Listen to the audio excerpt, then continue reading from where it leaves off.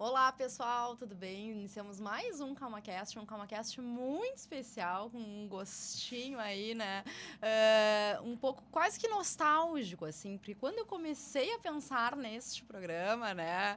E nesse bate-papo com mulheres que seriam inspiração para mim, o nome da Liz estava lá num dos tops da minha lista, né? E depois, quase 2 anos depois, eu tenho ela por aqui. Bem-vinda, Lisiane, obrigada! Muito obrigada a toda a audiência do CalmaCast por me receber. Em casa, né? Em casa de novo. Em casa. Então tá, gente. A ideia, Elisa, é que seja um bate-papo bem leve, bem descontraído, né? Tu, como filha, né, de Pelotas, bem-vinda novamente. Eu sei que tu está sempre por aqui, enfim. Principalmente por ter aceito, né, esse convite para contar um pouco da tua trajetória por esse mundão afora e que sempre volta para Pelotas, né? Que tem o coração quentinho aqui. Então, primeiramente, né? O microfone é teu, né? Fica à vontade para nos contar um pouquinho de quem é a Lisiane. Quem é a Lisiane? Acho que primeiro, para quem não me conhece, eu sou Lisiane Lemos, eu tô como secretária, eu adoro que meu cargo ele é comprido, né? Secretária extraordinária aqui, de Inclusão Digital e Apoio às Políticas de Equidade do Governo do Estado do Rio Grande do Sul. Perfeito. Hoje eu estou, então, como secretária de Estado no governo do governador Eduardo Leite, no segundo termo, e acho que num podcast para mulheres é o governo que tem mais mulheres na história do Rio Grande do Sul. 70% do orçamento fica na mão de mulheres, e sendo uma das primeiras a tocar uma pauta de inclusão digital. Mas quando falou, sou criada, eu sempre falo, nascida e criada em Pelotas, as pessoas falam, mas como? Torcedora do Chavante. Obviamente. Isso é muito importante. Formada em Direito aqui na UFPEL. E aí fui conquistar o mundo depois, trabalhando em grandes empresas de tecnologia. Então, fiz minha carreira em Microsoft, quase 6 anos, Google mais uns 4 anos. E aí vim nos últimos 2 e pouquinho construir política pública, acho que para devolver para esse Estado tudo que ele me deu e tentar ajudar a população a construir o futuro a partir de tudo que eu aprendi. Eu sou filha da Rose e do Ney, irmã do Renan e mãe de pet. Chiru é meu filho. Ser mãe de pet é a minha nova skin, que eu gosto bastante. Skin é essa que mudou faz pouco tempo, né? Como é que me conta assim, primeiro, como é que chegou, como é que foi essa mudança, né? Microsoft, Google, daqui a pouco o governo, né? Coisas completamente diferentes. Como é que foi essa transição? Como é que foi esse convite? O Eduardo, que é pelotense também, né? Então, assim, nos conta esse rolê primeiro. A gente estava falando muito na prévia que é um podcast para ensinar as pessoas sobre alguma coisa, né? Eu tô na minha 4ª transição de carreira. Aqui, já em Pelotas, eu trabalhava numa organização não governamental, universitários conhecem a ESEC, recomendo que entrem. E aí, pela ESEC, eu fui morar no continente africano, morei em Moçambique um tempo sendo diretora da ESEC, voltei para o Brasil, e aí a primeira, né? Saí do terceiro setor, saí de uma ONG para trabalhar no mais privado possível com tecnologia e ir para a Microsoft em São Paulo. Lá eu fui trabalhar com tecnologia raiz, infraestrutura. Então, um resumo rápido. Quando você vai no lugar e o sistema caiu, eu era responsável que o sistema não caísse ou que resolvesse rápido. Atendendo, literalmente, do Oiapoque ao Chuí. Fiquei lá e foi onde eu me apaixonei por tecnologia, pelo poder transformador que ela tem na vida das pessoas. Ela dá acesso, ela diminui horizontes, porque foi ela que me tirou daqui e me levou para São Paulo, mas ela te reconecta por não deixar de ter esse carinho por esse lugar. Pensando na carreira da Microsoft, fiquei pensando, quero morar no exterior. Acho que já é a 5ª vez que eu tento ir embora e não vou. Já descobri que meu lugar é aqui. E não deu muito certo. Recebi um telefonema. Lise, tem uma vaga no Google. Acho que é a tua cara. Vem aqui fazer o processo. Já tinha feito outros processos, uns 10 ou 12.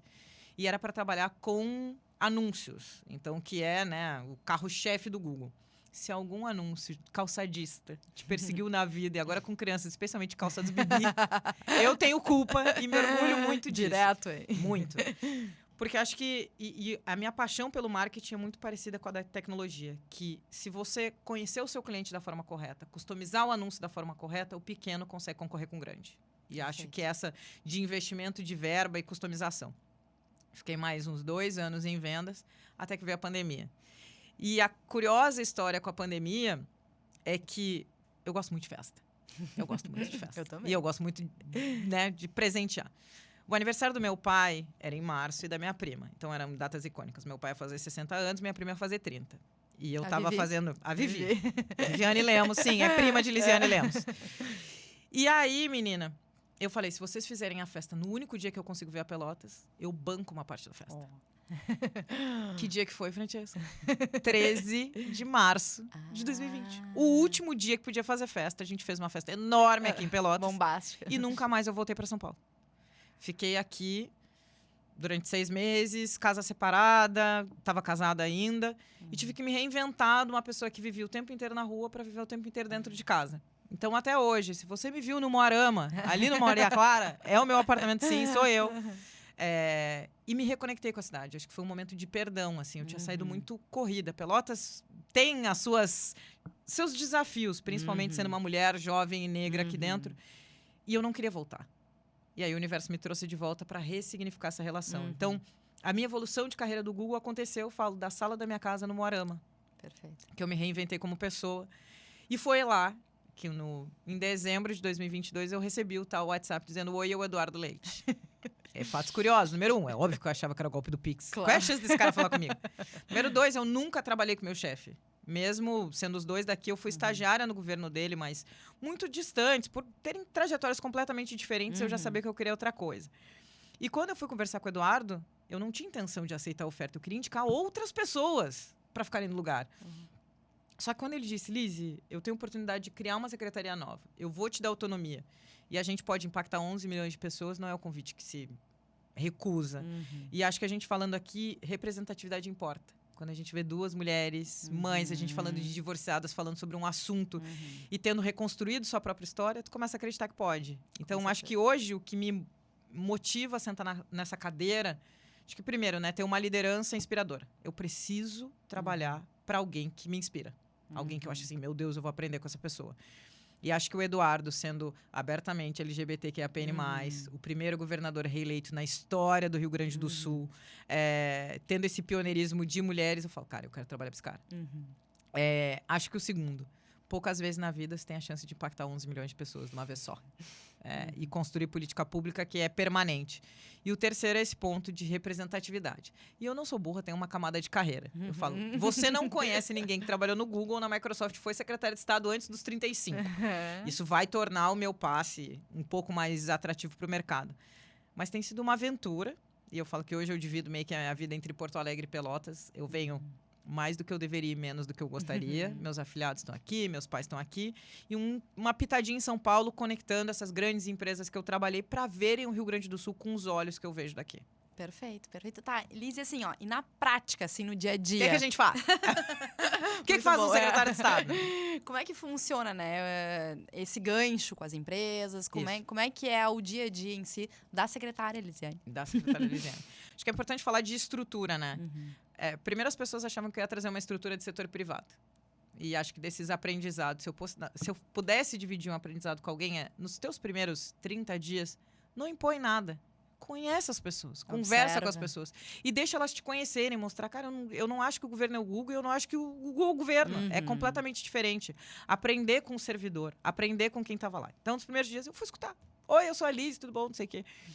E o mais engraçado é porque, como eu construí minha carreira fora, ninguém me conhecia aqui. Daí me confundiram com a estagiária, com qualquer coisa, porque eu ando de tênis, às vezes estou de pé no chão na minha sala. Então, tipo, desconstruir essa imagem.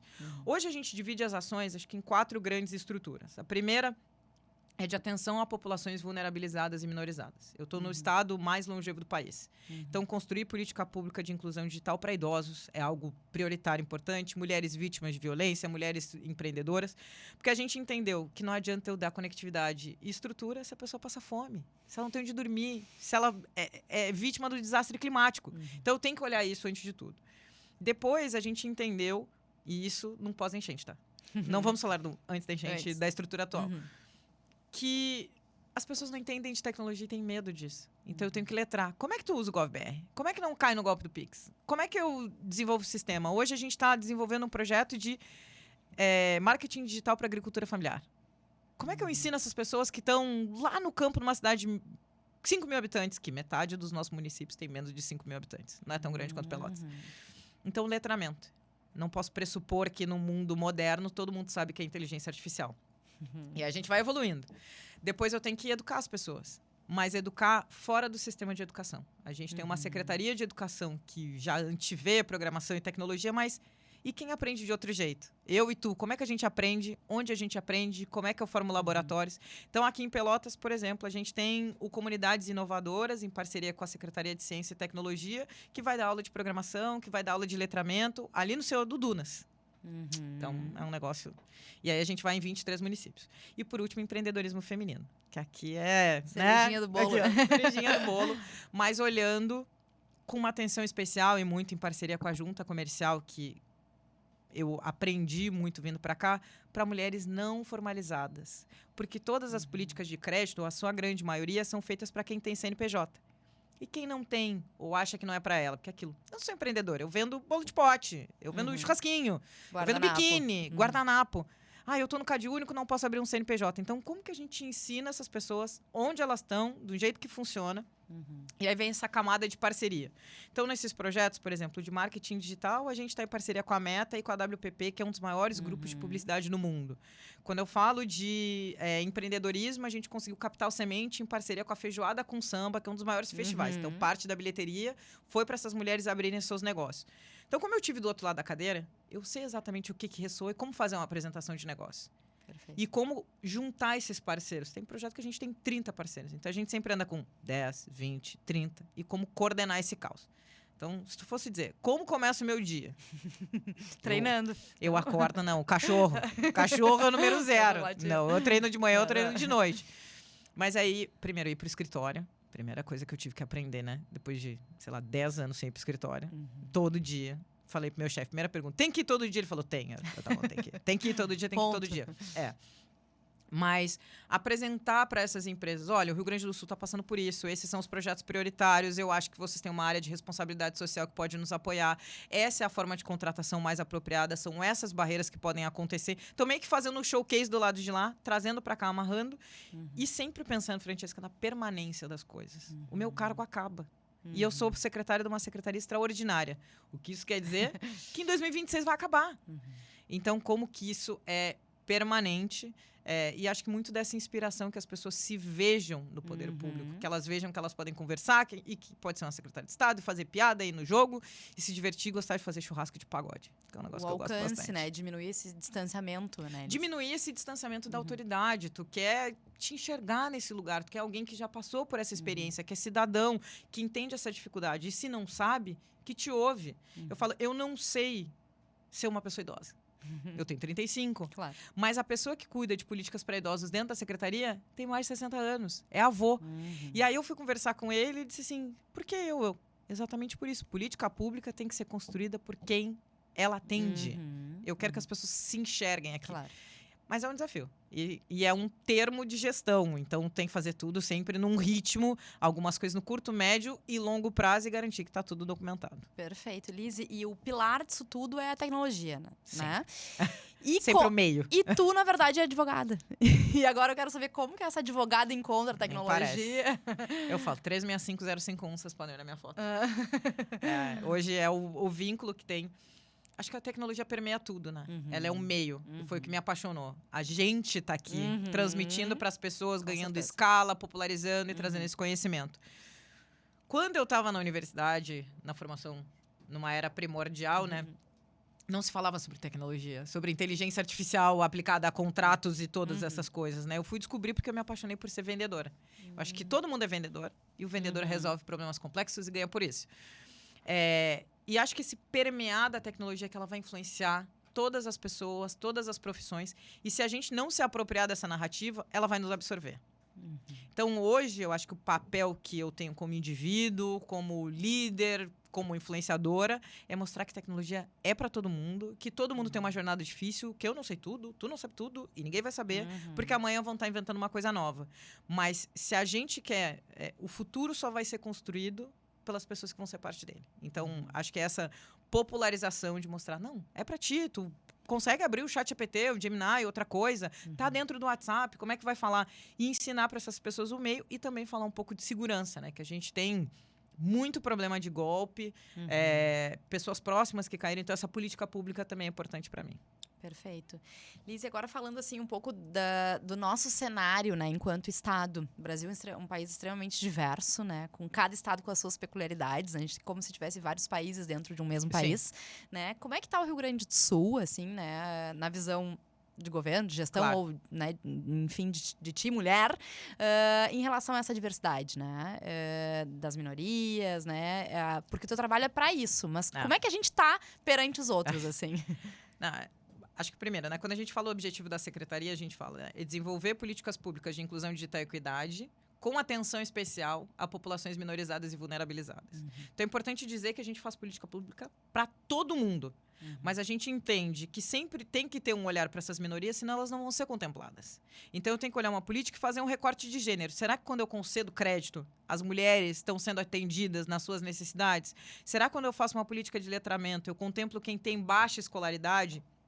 Então, acho que a primeira chegada na cadeira é entender um contexto. O Rio Grande do Sul é líder em inovação e tecnologia, nós fornecemos os melhores serviços digitais do país. Então, a gente vende tecnologia para os outros.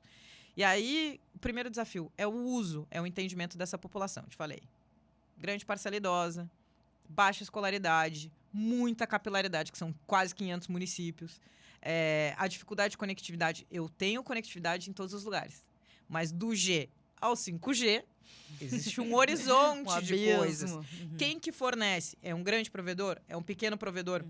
Então, dividindo em 2 nichos, né? Se eu for olhar sob uma ótica de país, eu acho que a gente está muito à frente. E já quando eu atendi o governo do Rio Grande do Sul, eu vi essa evolução. Eu atendi as empresas estatais em 2013 e era horrível, Francisco. Eu falei, vocês eram os piores clientes que eu tinha. Eu não gostava de atender vocês. E ver essa evolução, principalmente nos 2 últimos governos, e aí falando do governo, né, do governador Eduardo Leite, a gente evoluiu muito a ponto de ser um prestador. Então, a primeira ação que a gente fez foi trazer as empresas de tecnologia para mostrar o que a gente estava fazendo e construir essa ponte com outros estados que têm acontecido bastante. Então, para fora. E acho que para dentro o nosso desafio é para onde a gente vai agora, já que a gente está fazendo as coisas tão certas. Então, sob uma ótica de infraestrutura, eu acho que a gente está super bem. O nosso desafio agora é esse conhecimento, e é o agricultor, é o cara que está na colônia, entender que é para ele, que ele pode usar o celular, que ele tem que vencer essas barreiras. Então, o que eu tenho desenvolvido muito enquanto política pública é entender como essas pessoas se comunicam. Primeiro desafio que eu cheguei. Eu trabalhava com algoritmo, tudo é digital, tudo é no celular. Como é que eu ensino tecnologia no rádio, na televisão, no jornal impresso? Porque é o que as pessoas consomem, eu não tenho que mudar o outro, eu tenho que me adaptar a esse cenário. Então, todos os projetos que a gente tem feito, muito nessas parcerias, é muito mais sobre comunicar, letrar e ensinar do que desenvolver tecnologia, porque isso também envolve uma alta complexidade e outros provedores. E custo também, obviamente. Mas eu dividiria assim, a gente está muito bem. E talvez seja um pouco da síndrome do brasileiro que tem de sempre achar que, né, que a grama do vizinho é mais bonita, mas a gente devia ser mais bairrista como gaúcho e dizer, olha, eu acho que aqui a gente vai muito melhor do que os outros e ganha um monte de prêmio, devia se exibir mais. Porque a gente fala muito desse eixo Rio-São Paulo, onde as coisas acontecem, né? E muitas vezes, né, existem grandes potencialidades e enquanto gaúcho, de repente, a gente não tá olhando bem para isso, assim. Não, vou te dar um exemplo, né? A gente olhar o Rio Grande do Sul, que não tem no eixo Rio-São Paulo. Vamos olhar a natureza da nossa economia. Nós somos um estado agro. Cara, a gente desenvolve tecnologia que é consumida internacionalmente, né? Agora tivemos algumas missões internacionais para contar o que a gente está fazendo aqui. Nós somos um polo de tecnologia para a saúde que muita gente vem aqui aprender com a gente. Tem uma maior conferência da América Latina em Porto Alegre. E a gente não se apropria disso, porque fica sempre nessa. Tá, as grandes empresas estão lá? Estão. Mas hoje mesmo eu estava lendo um estudo. Quando a gente vai falar de inovação, elas não são feitas nas grandes corporações. Normalmente é uma pequena empresa, alguém que está numa garagem, desenvolve um negócio, a grande vai lá e compra e evolui. Então, até mesmo aqui em Pelotas, no nosso parque tecnológico, na universidade, eu sou cria, né? Então eu vou puxar a sardinha pro meu assado. A gente desenvolve muita coisa boa. Então, acho que a minha recomendação seria o quanto as pessoas, mulheres principalmente que nos assistem, estão dentro desse ecossistema, vendo essas novidades e se expondo também o que elas estão criando dentro de casa, que pode ajudar outras pessoas. E a maneira como isso está sendo comunicado, né, Liz? Que aí também entra muito da questão do digital, né? Como que está rolando esse posicionamento, porque muitas vezes o parque tecnológico mesmo, né, tem várias startups lá dentro que e uns eventos a gente nem conhece, maravilhosos, muitas imersões que acontecem da gente se inscrever. Eu dei uma entrevista esses dias para pequenas empresas, grandes negócios, falando sobre a importância de networking para as mulheres e o quanto a gente não se expõe a isso. Vamos lá, os aprendizados. E aí me perguntaram, como você estruturaria isso? Eu acho que o primeiro, Francesca, a gente tem que conhecer o que a gente é bom e o que a gente faz de melhor. E aí essas mulheres, ou a gente como cidade, ou a gente como estado. O que eu faço bem? Eu comunico bem, eu entendo de tecnologia, eu consigo traduzir para outras pessoas o que eu aprendi, não necessariamente sendo a dona. A partir disso, você tem 2 caminhos. O primeiro, expor as habilidades que você é forte e depois ir em busca das que você não tem. As que você não tem, você pode se envolver com outras pessoas e buscar mentoria, buscar auxílio, assistir podcast, assistir coisas gratuitas que podem te ensinar. E a Luísa Trajano, que é uma grande amiga e inspiração, ela fala, a sorte só encontra quem está em movimento. Perfeito. E aí vai do número 2. A partir dessa preparação, que lugares eu tô indo, com quem eu tô andando, que conteúdo eu tô consumindo e como eu tô dividindo e alavancando outras pessoas. Aí o terceiro eu falei que é o ajustar, reinventar, ver o que tá bom e ter espaços, principalmente para minorias, que foi, acho que a chave dos programas que a gente desenvolve em Minha Como Vida, que sejam espaços de segurança para eu dizer, estou mal, não quero levantar da cama, não quero ir no evento, acho que o meu serviço não presta para nada, para ter uma amiga que te diz, para, deu, acabou, calma, dorme, foda, assim. toma uma água, volta. Eu te dou uma força, eu faço tua apresentação. Porque esses espaços foram muito importantes para mim. Tanto aqui, e acho que muito ali na minha adolescência, no Odara, que foi muito voltada à cultura afro.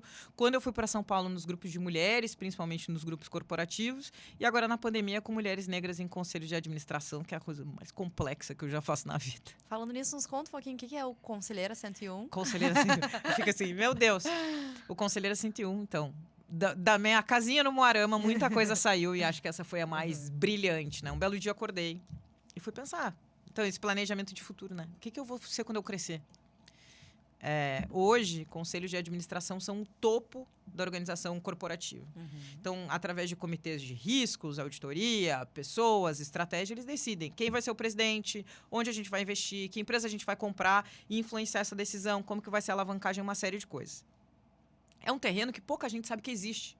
Até 2020, eu falo, não sabia se era de comer ou de passar no cabelo. E se você vai ver o número de mulheres, a grande maioria que são integrantes são de empresas familiares, então são sucessoras.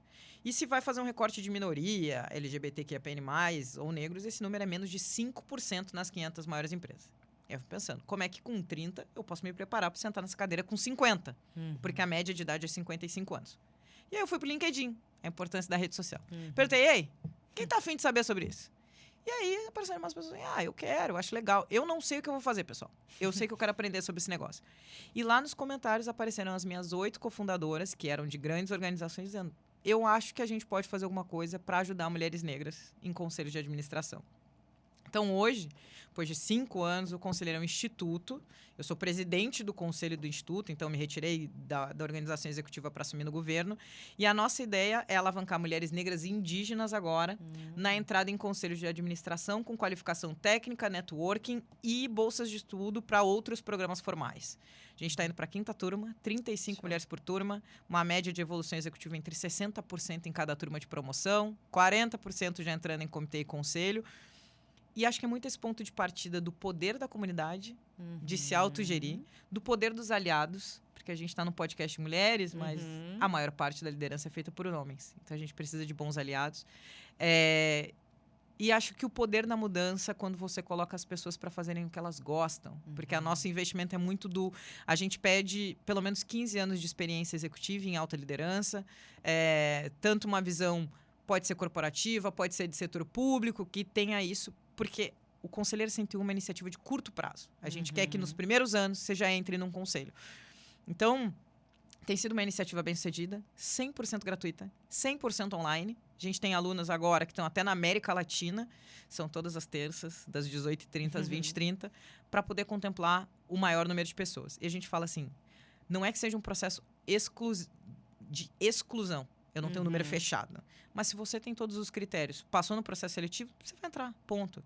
E formar essa comunidade é muito legal. Nós levamos ano passado uma turma de 35 mulheres para Los Angeles, numa formação exclusiva na UCLA. E vamos levar agora em junho, que eu vou de novo, minhas férias para estudar. Mas para mim o mais marcante, Francesca, é sempre a primeira aula. Porque elas olham na tela e dizem assim, eu nunca vi tantas mulheres iguais a mim. E todas elas choram. Nas 5 turmas a gente tem isso. Eu até me arrepiei. Porque é muito... quando eu entrei no mercado de tecnologia, eu era a única gaúcha. Eu era mais nova. Eu era uma das pouquíssimas mulheres dentro daquele mercado. E eu tenho certeza que eu fui uma das 10 mulheres negras, pretas, contratadas pela Microsoft na história. Então, é um lugar muito solitário. É um lugar muito solitário. E acho que tu entende quando a gente também vai falar de maternidade. É um lugar muito solitário. E aí, quando tu abre aquela tela e vê assim, meu Deus, elas entendem tudo que eu passo. A experiência já é transformadora por si só. Se sentir representadas naquilo ali, né? Se sentir acolhida, é isso. Alguém que diga, meu Deus do céu. Tamo junto. Quando eu for falar de transição capilar, de atender cliente, da primeira apresentação para 4.000 pessoas, que esses dias a gente estava discutindo lá no grupo.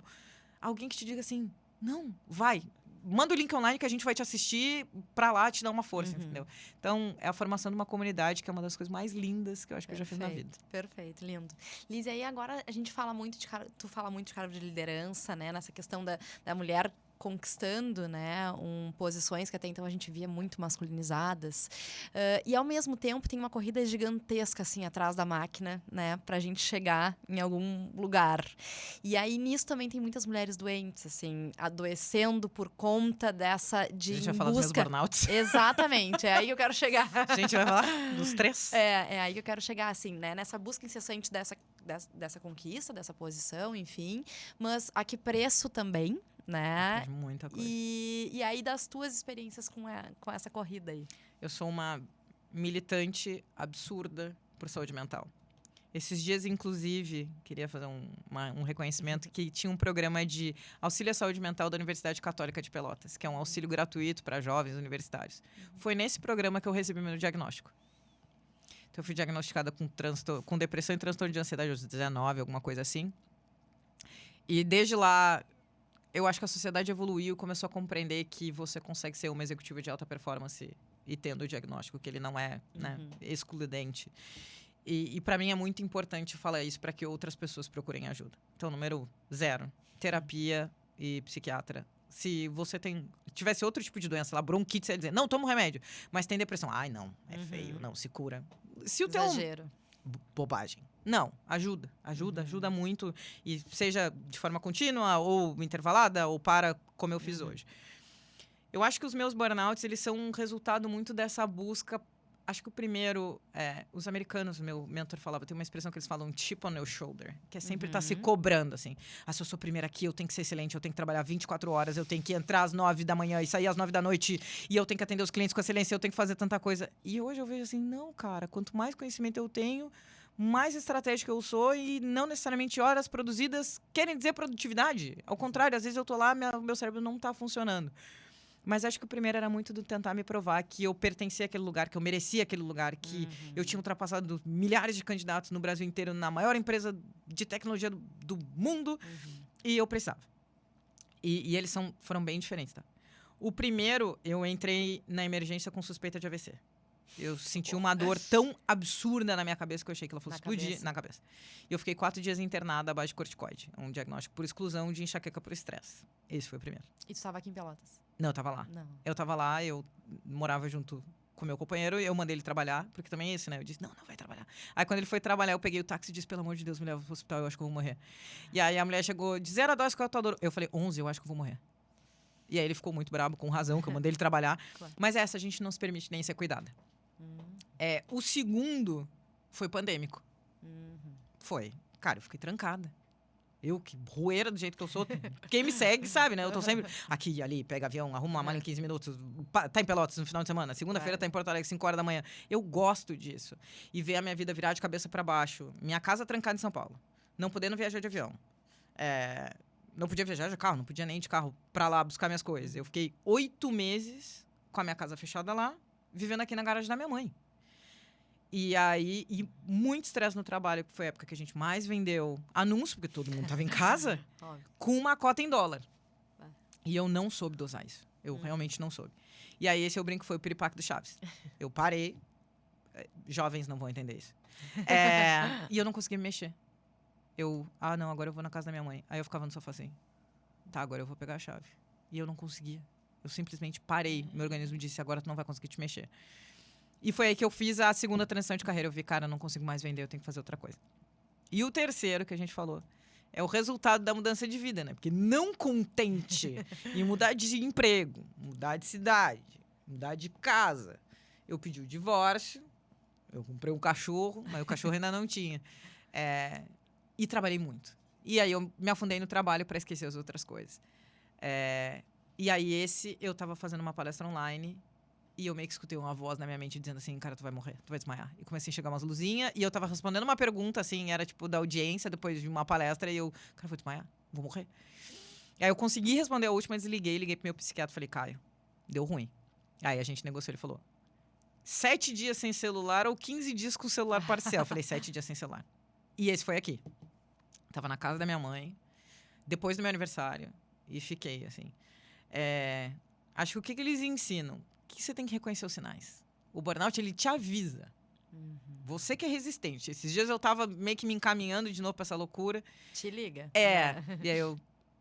E aí a vulnerabilidade. Cheguei pro meu tio e falei, gurizada, queria dizer pra vocês que eu acho que eu tô muito perto do meu burnout. Vou limpar minha agenda e acho bom vocês entenderem isso aí. Ele dá os sinais. A minha psiquiatra avisou. Meu psiquiatra. Minha terapeuta avisou. Mas eu acho que... Eu conversei hoje com uma amiga daqui, com a Paula, que é fotógrafa. Ela falou, Lizzy, burnout não é pontual. Ele é contínuo. Não dá pra dizer, parou e nunca mais vai voltar. Ele vai. E se você se desrespeitar, que acha que é esse negócio, ele vai voltar. E acho que agora tu falou isso do treino, o exercício físico, se eu parar ele, eu sei que tem alguma coisa errada. Tem 2 coisas, exercício e o sono. Então, eles têm sido a minha balança de equilíbrio. Então, eu faço esporte porque eu acho que nessa hora não tem secretária, não tem Lisiane, não tem boleto, não tem parente.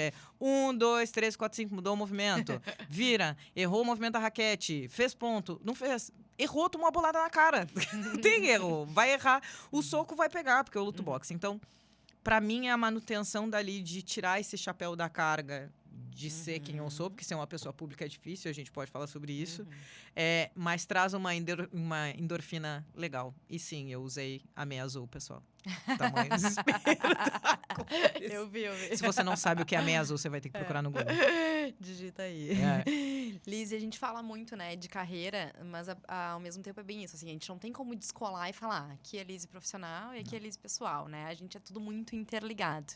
E aí, nisso, tem 2 assuntos, assim, que eu queria que tu contasse um pouquinho mais, né? Primeiro, teu divórcio, né? Tu eras casada, né? E aí...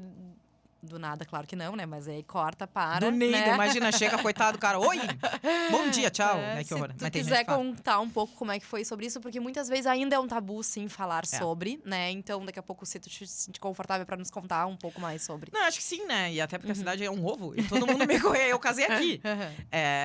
E esses dias eu tava muito nessa reflexão, porque tava perto da data do casamento, e eu falei muito sobre o luto. E acho que é importante a gente falar sobre o luto do término dos relacionamentos. Isso vale para amizades, vale para outros tipos que a gente tem. Porque eu te falei, a gente casa pensando que vai ser para sempre. E tu constrói essa narrativa, que era filho, família, cachorro, viaja junto, envelhecer junto com a pessoa. E chegar à conclusão de que outros caminhos são diferentes é muito difícil. Acho que o primeiro, e eu comentei contigo no off, eu falo que eu escolhi muito bem meu ex-marido.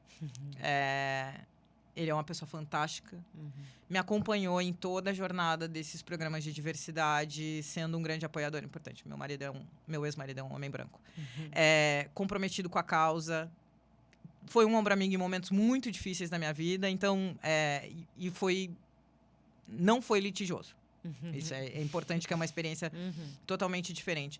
Mas aí, quando eu comecei essa tristeza, as pessoas perguntavam, você sente falta dele? Eu falei, não, é que se constrói, começa a olhar as fotos e fica, meu Deus, quem eu era, e era tudo tão feliz, e foi um dia tão maravilhoso, e como é que foi essa jornada?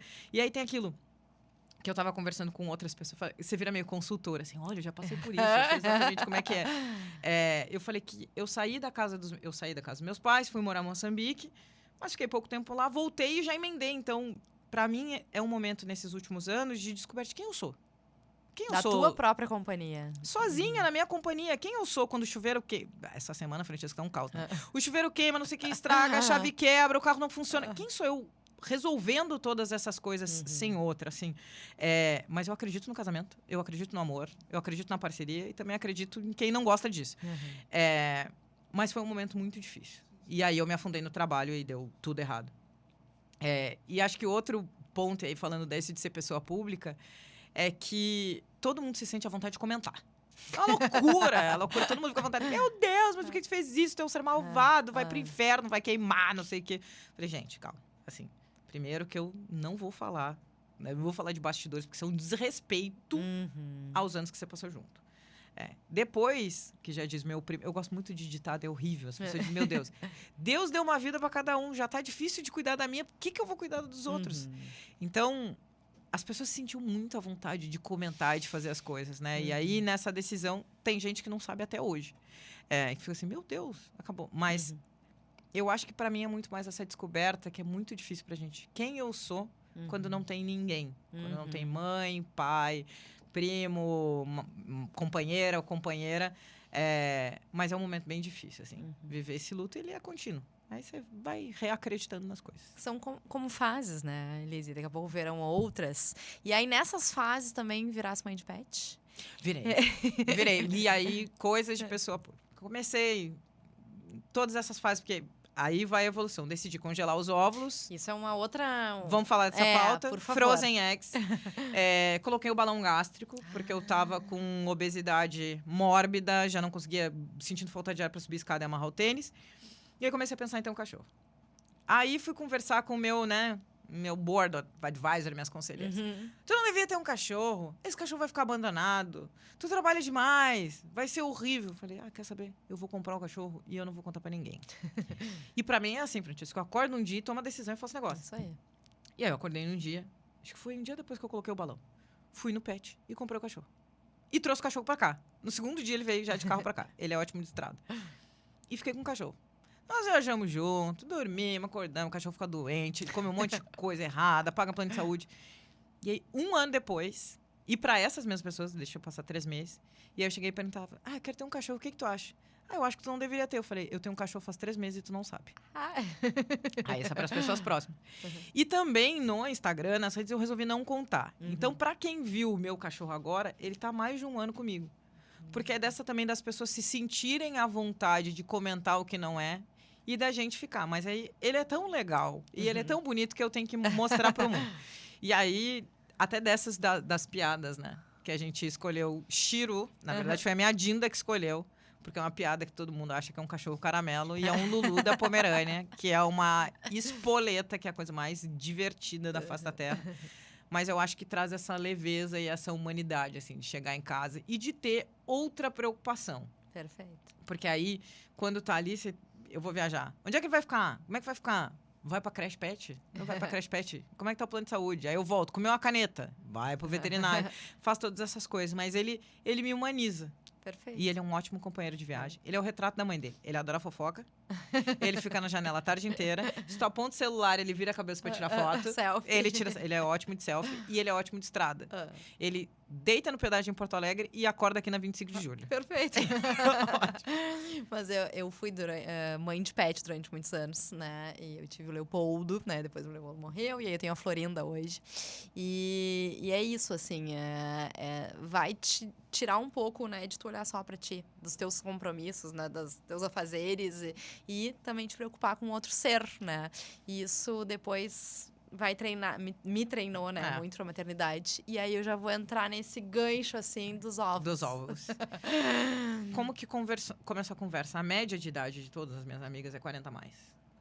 Acho que por essa convivência no mundo corporativo, as alianças conhecidas que eu tive no Mulheres do Brasil. E várias delas, mães ou não mães, que passaram por tratamento de câncer, falaram, se eu pudesse ter tomado uma decisão antes, eu teria congelado meus óvulos. E aí eu fui conversar, tava na onda ali, no pós-divórcio, bem no início, fui conversar com a doutora Mari, que é a minha gineco, que fica lá em São Paulo. Falou, Lisiane, 34 é a idade ideal. É agora ou nunca. Aí ela foi lá, desenhou, porque eu tenho que explicar, as coisas têm que funcionar. E, de novo, nessa decisão, falei, vamos fazer esse negócio, tem que ser agora. Parcela em 10 e vamos embora. E o que eu vi nessa jornada? Acho que o primeiro é as mulheres que precisam de ovodoação. Então, a minha intenção inicial era doar, caso eu tivesse o excedente. Depois, o processo que é um saco. Eu virei o Godzilla, pobre do meu time. Fico irritado, hormônio, fico inchado, é um saco. Mas funciona. E acho que o terceiro que eu vi muitas pessoas falarem, tu foi a primeira influenciadora que falou isso de forma aberta, que me contou quanto custa, como é que faz, se funciona, se dói ou se não. E eu vi que tinha uma questão de iniciativa pública. Claro que assim, é caro. Não é para todo mundo. Mas mesmo quem pode não sabia que existia. E no meu caso eu falei assim, Lisiane, você sabe se você quer maternar? Eu falei, eu não sei, mas eu quero ter autonomia na decisão. E acho que é esse o ponto. De você decidir mesmo. Se eu não quiser, eu dou. e alguma família vai ser muito feliz. Se eu quiser, eu acho, e opiniões são, né, mudanças. Se você me perguntasse há 5 anos atrás, você ia trabalhar no governo e dizer, não, pelo amor de Deus, coisa horrível, e agora tô aqui feliz. Eu acho que eu não quero maternar sozinha, mas eu quero poder tomar essa decisão. E aí, posteriormente, eu descobri também que eu tive muita sorte porque eu tenho ovário policístico.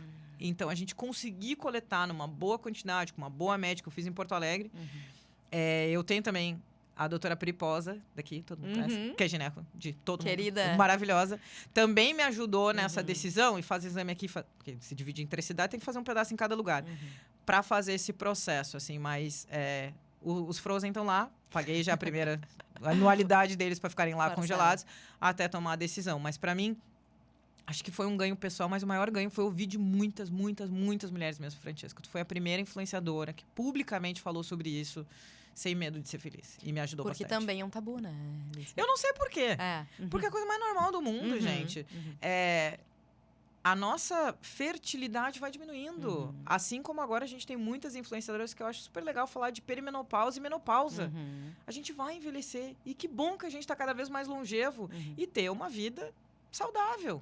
E ter filhos saudáveis. E se forem crianças com deficiência, que a gente possa cuidá-los da forma apropriada e ter os tratamentos. Então, eu acho que a internet tem esse poder também. Por isso que eu resolvi usar a tecnologia. E muita gente pergunta, por que não mentorar uma pessoa? Eu falei, mentorar uma pessoa é legal. Eu adoro tomar café. Mas primeiro que eu tenho a pior agenda do universo. E a gente tem muita sorte de conseguir hoje. E depois, se eu posso impactar 200 mil pessoas, que dá mais ou menos a soma de todas as plataformas, são 58 no Instagram, 70 no TikTok e 88 no LinkedIn, eu consigo muito mais. Eu consigo chegar onde... Na Lisiane, que mora na casa dela, em Pelotas, no quarto dela. Então, para mim, o poder foi muito dali, de disseminar conhecimento através da tecnologia. Perfeito. Eu assisti os teus vídeos, né? Contando da Frozen. saga. Não, e é um caos. Por que as coisas não têm que ser normal? No dia que eu vou coletar, tem o pior temporal, o negócio fica no gerador, eu fico sem água para tomar banho. Tem tudo aconteceu. Errado. Mas coletou, eles estão felizes. Sabe que só um parênteses, né? Eu, até os 33 anos, não pensava em ser mãe, né? Corta para 38 com 2. Mais lindas. E eu falei, um exemplo de mãe. Eu falei, porque tu demonstrou a tua vontade de maternar. E não era antes, né? E não era, né? Eu mas simplesmente... eles fazem essa chave aí. Teve essa virada. Claro que no meu caso também, eu tinha um relacionamento, me divorciei, né? Depois foi todo também uma virada de vida em si, né? Afetiva. Já veio tudo, né? Tudo ao mesmo tempo, né? Crianças. Mas eu era aquela mulher que eu queria muito focar na minha carreira, né? Eu sou professora há anos, eu queria fazer o mestrado, doutorado, para depois pensar em filhos, né? Aí congela. Aí depois a gente pensa. Exato. Com tranquilidade. E acho que sempre nessa autopreservação, Francesca, eu acho que a gente, como mulher, tem que entender, para cuidar do outro, primeiro a gente tem que se cuidar. Então, religiosamente, no mesmo mês, todo ano eu faço meu check-up anual, para ver como é que estão as coisas. Acho que esse acompanhamento, a gente tem uma porcentagem muito grande de câncer de mama que a gente não faz a investigação. Então, eu tenho um nódulo que todo ano a gente vai lá ver se ele está com o mesmo milímetro, no mesmo lugar, na mesma... Porque é muito fácil a gente se distrair com outras coisas. Mas acho que se a gente colocar na nossa cabeça, para cuidar do outro, eu tenho que cuidar de mim mesma. E eu gosto muito de trazer essas estatísticas e ficar pensando na probabilidade que eu tenho de ter uma doença e de mapear ela e de querer ser longeva. Acho que para mim tem outro fator muito importante. Eu venho de uma família que não é longeva. Então as pessoas na minha família vão lá nos 80, 80 e poucos. E eu falei, cara, eu quero chegar longe. E para chegar muito longe, eu tenho que construir agora. E sejam as questões físicas, mentais, de relacionamento, de renúncias e apoio. E é isso que eu estou fazendo agora. Nós não somos, né, caixinhas separadas, né? A gente é um todo. E como é importante cuidar da saúde, né? Física, mental, das relações, das preocupações com a carreira, né? E por aí vai. Liz, nosso tempo tá quase esgotando, né? A gente deu uma espiadinha ali. Enfim, mas se quiser deixar alguma mensagem, né? O podcast, na verdade, não é exclusivo para mulheres, obviamente. Não. Mas a nossa grande maioria sempre são as mulheres, né? Tu és uma mulher inspiradora, né? E deixar algum recado aí para quem nos assiste, que quer chegar de repente numa posição, que não sabe muito bem por onde começar, que tá ainda naquela não sei o que faço da minha vida. Tem alguma dica aí? Eu também não sei o que eu faço da minha vida. Pessoal, fica tranquilo. Eu também acho que depois do governo eu não sei. Mas acho que esse primeiro, Francesca, se eu posso dar assim, autoconhecimento é o ponto de partida. Tu tem que saber quem tu é no mundo, o que tu pode oferecer. Acho que toda pessoa tem algo a aprender e tem algo a ensinar. E acho que essa autovalorização. Depois a gente falou de preparo. Fala sozinha, prepara teu discurso. Eu sempre pergunto para os meus alunos, se a oportunidade da tua vida, se alguém te ligar agora, teu currículo está pronto? Teu Lattes está pronto? Teu discurso está pronto? Tá fazendo inglês, tchutchuca? Ai, quero trabalhar numa empresa de tecnologia, sabe falar inglês? Não, então eu não posso te ajudar. Então, o preparo. O terceiro é esse, a sorte só encontra quem está em movimento. Onde tu tá indo? Com quem que tu tá falando? Ai, mas tudo acontece em Porto Alegre. Será? Será que não tem congressos bem legais aqui? Será que tu não consegue participar online de dentro da tua casa? Quando eu morava aqui, não tinha acesso à internet, eu lembro, e eu falei isso lá na Procergs, eu ia nos computadores públicos que tinham na Procergs, na avenida, para acessar a internet e ter acesso à qualificação. Então, dá para dar um jeito, a gente está fazendo projetos bem legais para fazer laboratórios. Aqui em mais 23 municípios. Então, acho que essa qualificação onde está em movimento. E acho que o último é estar dentro dessas comunidades. Tem encontro de mulheres? Vai. Tem encontro das pessoas da tua área de tecnologia, de marketing, de vendas? Vai lá, conversa. Tem uma feira, trabalha com artesanato? Vai também. Entra em contato. E claro que eu fazendo meu jabá, fica atento às redes sociais da CEIDAP, que é a nossa secretaria, SEIDAPE. Os guris colocam na tela. Os guris vão colocar na tela, que é onde a gente coloca todos esses programas, principalmente se tem mulheres empreendedoras, nosso carro-chefe, que é o Avança Mulher Empreendedora, que é o mais maduro, esse de formação, de eventos onde está presente a gente desenvolvendo essas políticas públicas, vem as políticas de letramento agora para esse ano e os canais do governo do estado. E claro que, pessoalmente, eu estou sempre ali alavancando. Agora, especialmente em março, eu estou indo para Nerd, né? Vai passar o carnaval onde? Estudando. Louca, nos Estados Unidos. Eu vou para o South by Southwest, o maior festival de inovação da América do Norte. 500 mil de pessoas. E a ideia é contar para todo mundo quais são as tendências de tecnologia e inovação. Teremos e-book? Não teremos e-book. Por um milagre, não teremos e-book, porque a gente vai fazer cobertura em todos os canais ao mesmo tempo. LinkedIn, TikTok, Instagram, diferente, real time. O negócio vai ser uma loucura. Então, fiquem atentos. Então, para quem não segue, né, já aproveita e segue lá. @Lisiane Lemos. Tem muita informação de qualidade, mas também tem sempre muita risada, né? Não. É sempre isso. Vai ter o chiruzinho também. Tem o chiruzinho. Depois tem os rolês de uma solteira hoje em dia, por aí vai. Não, isso aí não tem. Planeta Atlântida, não, pode viajar comigo. A melhor resenha, todo mundo amou, né? Sorriso maroto, a expectativa é igual paçoca. Só vem pra esfarelar. Mas acho que é essa a diversão. A vida tem que ser leve. É isso aí. Obrigada, Lise, né, por ter aceito o convite, por esse bate-papo, né? Extremamente leve, descontraído e descolado. E sem palavras. Que bom. Muito obrigada pelo convite. Aqui que bom tá que deu certo. Uma lembrancinha da nossa parceira, Mania de Usar. Sabe que eu amo recebidos. Mania de Usar. Melhor sede ali perto da minha casa. Que eu sei que tem. Tudo ali. Deixa eu já abrir na frente de todo mundo. Vai ter que editar, pessoal, porque o povo... minha audiência ama recebidos. A gente marca. Olha! Muito obrigada. Eu que agradeço. Gente, beijos e até a próxima.